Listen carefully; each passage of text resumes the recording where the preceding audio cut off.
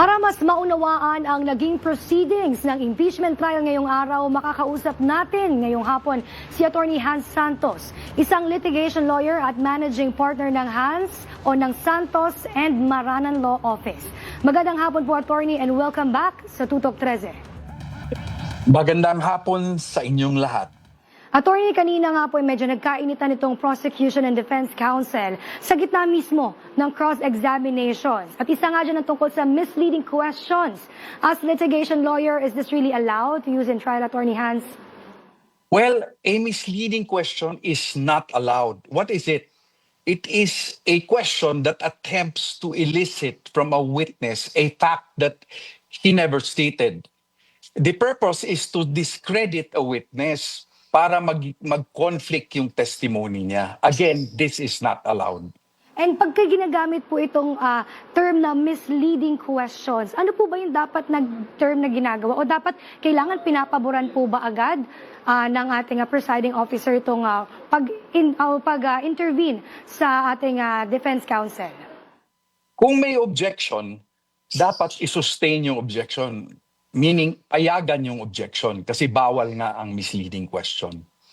Of questioning din po kanina, kinu-question ng depensa ang basehan na natanggap na notice of disallowance ng OVP. Kasama nga po dyan ang tanong na sino ba ang dapat na nagsasabi kung ang budget utilization at detalye nito ay confidential.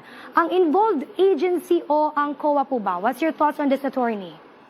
Well, ang COA ay independent constitutional body.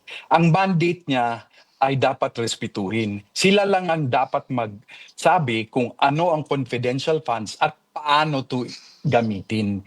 Hindi nagmamatter kung paano i-define ito ng particular agency tulad ng Office of the Vice President or ng DepEd or any other government agency.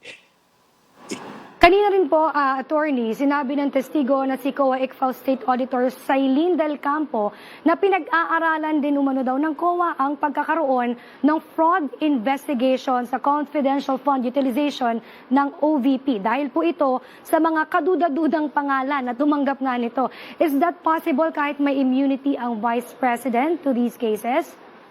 Well, firstly, walang immunity ang Vice President. Only the President is immune from suit while he is in office. Pangalawa, yung mga paggamit ng mga aliases pursuant to the COA joint circular, hindi ito pinagbabawal at hindi rin sinasabing allowed ito. Sa mga nangyayari ngayon, presumed lang na regular yung mga ginagamit na pangalan. And Attorney, last na lang po, no, tinawag po kasi itong confidential funds, pero syempre dito ay sinisiwalat na ngayon, saan ba talaga nagamit? Ano po yung pinakamagandang pagpapaliwanag sa publiko dito sa talagang pagtamang paggasta, dito sa sinasabi nila na dapat confidential daw yung funds? Well, pursuant to the circular, na-define kanina ang confidential funds pwedeng gamitin sa mga nagbibigay ng informasyon para kung may masamang mangyari, mga confidential agent ang tawag nito. Pero kung magbibigay ka ng reward, bawal kung walang success. At saka bawal din ang confidential funds gamitin kung kunwari dinisburse ito sa hindi authorized person.